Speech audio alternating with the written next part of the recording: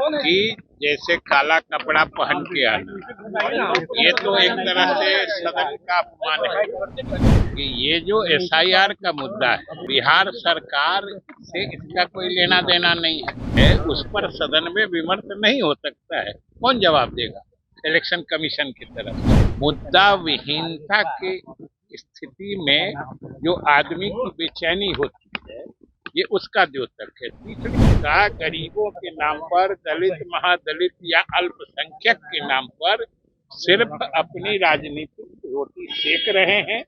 बिहार विधानमंडल दल का आज मानसून सत्र का दूसरा दिन है और विपक्ष लगातार एसआईआर यानी कि वोटर लिस्ट पुनर्निरीक्षण के लेकर विपक्ष हंगामा कर रही है। विपक्ष काला कपड़ा पहनकर विरोध प्रदर्शन कर रही है बिहार विधान परिषद के पोर्टिको के बाहर आकर, तो वहीं बिहार विधान सभा के पोर्टिको के बाहर आकर दोनों सदन में हंगामा हो रहा है। लेकिन अब बिहार सरकार के मंत्री विजय चौधरी और नीतीश कुमार के करीबी ने बता दिया है कि आखिर एसआईआर में क्या कुछ हो रहा है, क्या कुछ जो वोटर लिस्ट में जो नाम जोड़ने की समस्याएं आ रही है या उस पर क्या कुछ अच्छाइयाँ हैं, सब कुछ बता रहे हैं, क्या कुछ बोल रहे हैं बिहार सरकार के मंत्री विजय चौधरी। पहले आप उनके बयानों को सुने।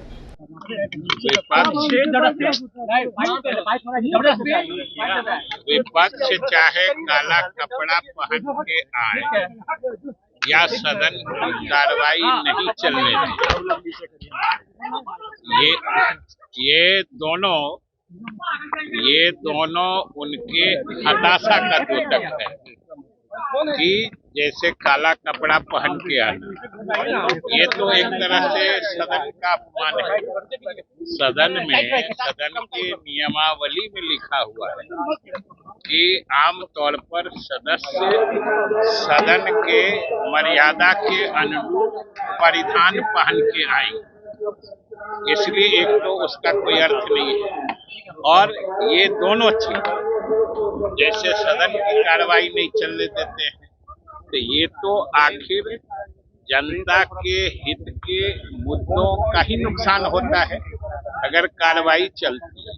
उस सदन में भी आपने देखा कि हम लोगों ने सरकार की तरफ से शासन को आग्रह किया था कि अगर वो लोग कोई बोलना चाहें तो बोले और सरकार की भी सुन लीजिए। वहां तो उसके लिए भी तैयार नहीं हुए।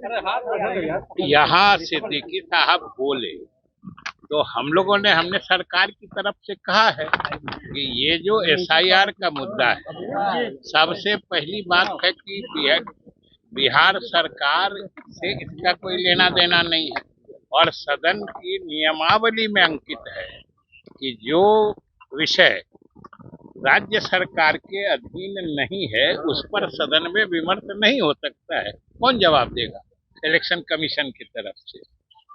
दूसरी बात, जब राजद एवं अन्य सभी विपक्षी दल इसी मुद्दे को लेके सुप्रीम कोर्ट में याचिका दायर कर रखी है जो उच्चतम न्यायालय के विचाराधीन है, तब फिर उस मुद्दे पर यहाँ बहस करके क्या हो?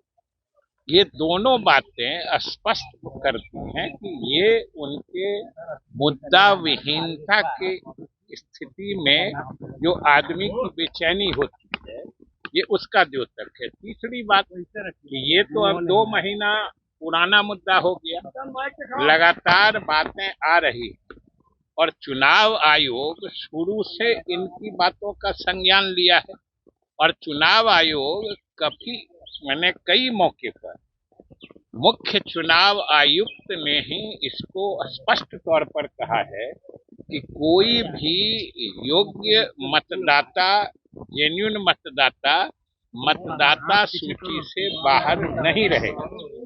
जो चुनाव आयोग बार बार कह रहा है, ये बातें हमने सदन में भी कही है और हमने यह भी कहा है कि यह बिहार सरकार की भी चिंता है और बिहार सरकार भी इस बात को देखेगी कि इसका कोई भी बिहार का नागरिक जो मतदाता बनने की अर्हता रखता है, क्वालिफिकेशन रखता है, वो किसी हाल में मतदाता सूची से बाहर नहीं रहे। यह चुनाव आयोग भी कह रहा है, हम लोग सरकार की तरफ से भी यही चाह रहे हैं, जो कोई उचित या वाजिब या जेन्युइन मतदाता सूची से बाहर नहीं रहे। और चुनाव आयोग ने तो यहाँ तक कहा कि कोई छूटते हैं तो बताए। हम विभिन्न राजनीतिक दलों से पारदर्शिता से विमर्श करके ये जरूर देखेंगे कोई छूटेगा नहीं। तब कौन छूट रहा है ये नहीं कह के इसको पूरे प्रक्रिया को रोक दो।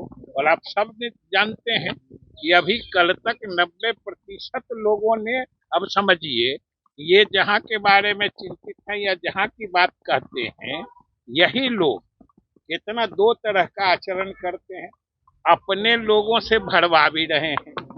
सभी विपक्षी दलों के कार्यकर्ता अपने अपने जगह पर ये सक्रिय हैं जो हम फॉर्म भर के मतदाता बन जाए, और गुमराह किसको कर रहे हैं? ये झूठ मूठ का गरीबों के नाम पर, दलित महादलित या अल्पसंख्यक के नाम पर सिर्फ अपनी राजनीतिक रोटी सेक रहे हैं। ये चाहते हैं कि इनके मतदाता सब चुनाव आयोग के नियम से सूची में चले जाएं और अल्पसंख्यक और गरीब मतदाता जो हैं, दलित महादलित अति पिछड़े वर्ग के, उन मतदाताओं को ये बरगला के फॉर्म नहीं भरने दे। आखिर इस तरह के दोहरे आचरण का क्या मतलब हो सकता है? जब हम लोग तो सबको कहते हैं, सरकार लगी हुई है, बिहार सरकार भी चाहती है कोई सही मतदाता नहीं छूटे, तब अभी बीच में ही कौन छूट रहा है इसकी चर्चा नहीं करके पूरी प्रक्रिया रोक दो। ये क्या दर्शाता है? ये किनको जुड़वाना चाहते हैं? जब चुनाव आयोग कह रहा है कि आप बताइए कौन छूट रहा है, हम उसकी जांच करके आपको भी भरोसे में लेके हम उसका निस्तारण करेंगे। फिर बिना कोई उदाहरण लाए, बिना कोई जेन्युइन मतदाता जो छूट रहा है उसका नाम बताए, ये कहना जी इसको रोकिए, इसको रोकिए, इसको रोकिए, समझ में नहीं आता ही क्या चाहते हैं। और अपने सब बढ़वा रहे हैं, अपने भरवा रहे हैं, और अल्पसंख्यकों और गरीब जो अति पिछड़े दलित महादलित के मतदाता हैं, ये उनको गुमराह कर रहे हैं। जो तुम्हारे लिए हम रोक रहे हैं, मतलब इनके गफलत में आके वो अपना फॉर्म नहीं भरे। हालांकि उन लोगों ने बता दिया है कि हम आपकी चाल समझ चुके हैं और वो लोग भी अपना सब फॉर्म भर चुके हैं। इसलिए इनकी चाल जनता में फेल कर गई है। तो अब ये आप लोगों के मीडिया के माध्यम से और सदन के माध्यम से अपनी राजनीतिक रोटी सेकना चाहते हैं, जिसमें फिर ये विफल। मुख्यमंत्री को उपराष्ट्रपति बनाने की बात हो रही है। तो आपने सुना, साफ तौर पर विजय चौधरी कहते हुए नजर आ रहे हैं कि देखिए इनमें अच्छाइयाँ है, और चुनाव आयोग भी चाह रही है कि देखिए जो विपक्ष के जो नेता हैं उनको हम विश्वास में लेके जो भी समस्या आ रही है उसका समाधान करें और उस पर बातें करें। ऐसा कोई व्यक्ति नहीं है जो छूट जाएगा। विपक्ष के लोग खुद नाम भी जुड़वा रहे हैं और फिर सदन में आकर हंगामा भी कर रहे हैं। तमाम बातें करते हुए नजर दिखाई दे रहे हैं बिहार सरकार के मंत्री Vijay Chaudhary. Prince Kushwaha, first Bihar. Panorama group, जो सोचता है वो करता है। आपके अपने सपनों का आशियाना। ये लो मुंह मीठा करो, आज मैंने अपना जॉब छोड़ दिया, अब हम पूर्णिया वापस जाएंगे। जॉब छोड़ दिया है? मतलब ये घर कैसे चलेगा? हम करेंगे क्या? और माँ बाबूजी क्या बोलेंगे? इसलिए मैं एक और मिठाई का डब्बा लाया। अपने बिजनेस के लिए लोन अप्रूव हो गया। अरे लोन अप्रूव हो गया वो तो ठीक है, लेकिन पूर्णिया में हम रहेंगे कहाँ? अपना घर भी तो नहीं है वहाँ। इसलिए तो एक और मिठाई का डब्बा अलग से लाया हूँ। हमने पूर्णिया में घर ले लिया है, पूर्णिया के ई होम्स पैनोरमा में। पूर्णिया में पैनोरमा ग्रुप लेकर आए हैं ई होम्स पैनोरमा। बड़ा घर, आलीशान जिंदगी और अत्याधुनिक सुविधाओं के संग। अरे अब क्यों मुंह मीठा करवा रही हो? क्योंकि हम घर वापसी जो कर रहे हैं। घर वापसी की खुशी पूर्णिया में ई होम्स पैनोरमा के संग। E homes panorama, luxurious lifestyle redefined.